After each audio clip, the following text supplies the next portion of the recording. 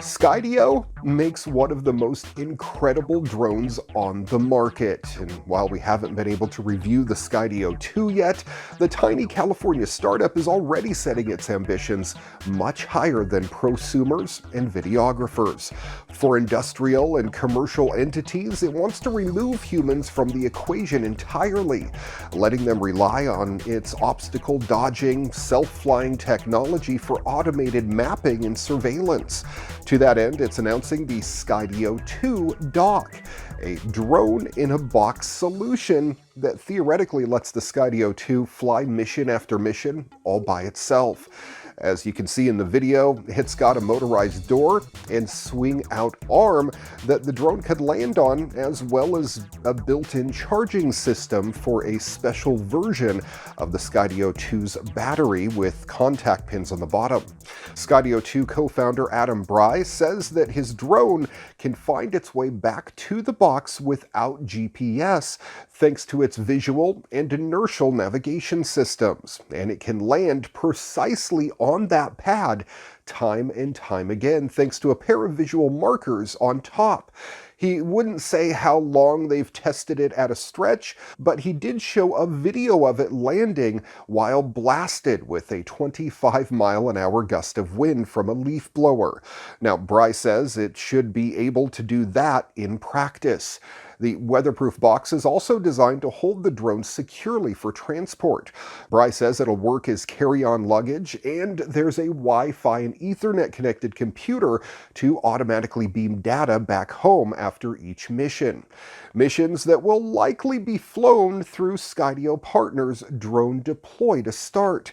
For many mapping and surveillance missions, you also wouldn't necessarily need Skydio's main selling point of obstacle avoidance. Just fly a drone up high enough, and it can see what you need to photograph far below. But Skydio says its drone can account for changes that would frustrate other systems, like how the cranes at a construction site will move around. Perhaps more importantly, Bry claims the Skydio 2 dock will be cheaper than anything else on the market. While other options can cost many tens or hundreds of thousands of dollars, he says the dock will be vastly more accessible than any other drone-in-a-box solution that has been talked about. But he wouldn't actually say how much it'll cost or when it'll launch, except to say that it will be a slow rollout with select customers early next year. A new robotics breakthrough could revolutionize how we build everything from airplanes to bridges and even massive superstructures. A team of researchers at the Massachusetts Institute of Technology's Center for Bits and Atoms have created a new type of robot. The team calls their creation Bill-E, short for Bipedal, Isotropic, Lattice, Locomoting, Explorer. And yes, it's named after Wall-E. Each one looks like a small arm with a hinge at the middle that gives the robot its signature inchworm-like gait. At both ends of the arm, Billy features tools for clamping down on structures the team has termed voxels. Cute though it may be, Billy isn't the breakthrough here. It's the relationship it has with the voxel structures. You can't separate the robot from the structure. They work together as a system. One of the researchers involved in the project, Professor Neil Gershenfeld, told MIT News. What the voxels allow Billy to do is navigate 3D space without a complex system of cameras, sensors, or algorithms. Instead, it can keep track of its position by simply counting its steps on whatever structure it's tasked with building. This relationship Billy has with the building blocks it uses to create structures has led the team at MIT to describe it as a relative robot. It also makes it more affordable to make than the specialized robots you see at factories, while also being more capable than a robot made with off-the-shelf components. What's more, Billy's navigation system is easily scalable to include additional units. The software allows multiple Billy units to build a structure together without getting in each other's way. Another benefit of the system is how easy it makes repairs. To fix something it built, all a Billy unit has to do is replace any broken or damaged voxels with new ones. This capability makes the robot a natural fit for things like space stations and spacecraft, since multiple Billy units could live on the structure, moving to repair it as needed. Like with any other new technology, it'll probably be a while before we see Billy assembling buildings. That said, the project has already garnered some interest from some heavyweights. NASA, for instance, collaborated on the robot, and one of the companies that provided financial support was aircraft manufacturer Airbus. Do you hate the hassle of flying more than you love visiting exotic destinations? Well, All Nippon Airways unveiled a telepresence robot recently that lets you experience faraway places without having to travel there in person. Yep, you guessed it. Just like surrogates.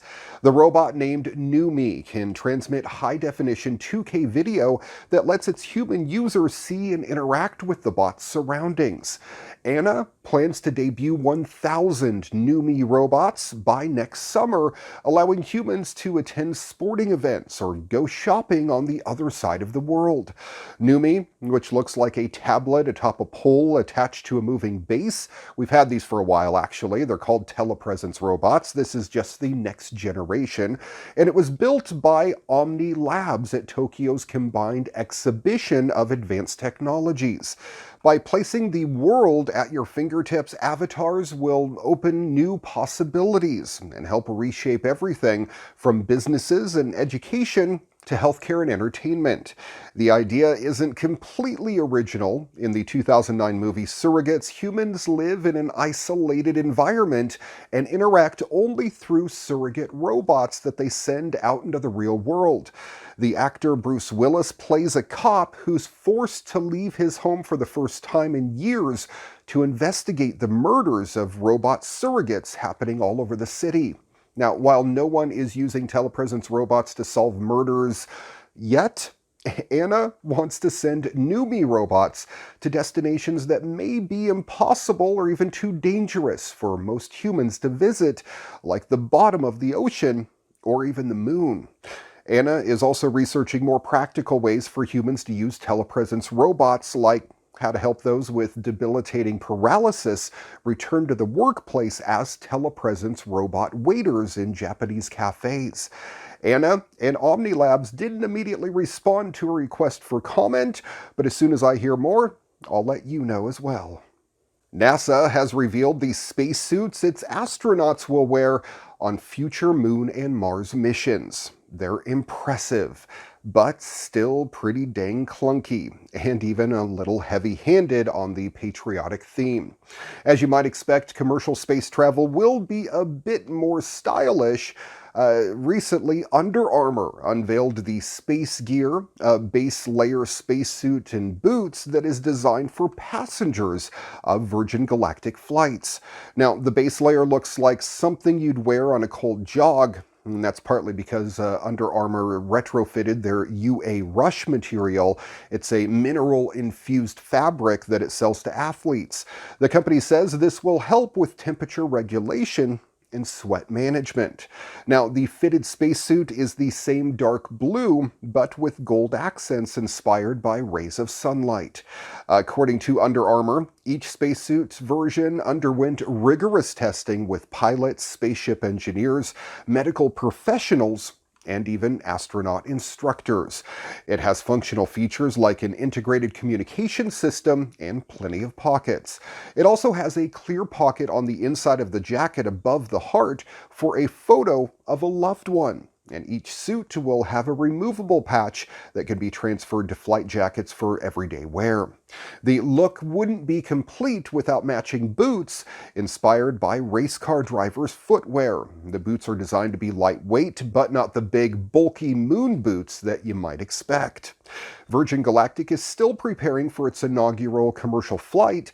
Despite facing setbacks, it has sent its first passengers to the edge of space, and it has a wait list of more than 600 passengers from 58 countries who have paid or put down deposits for a ride.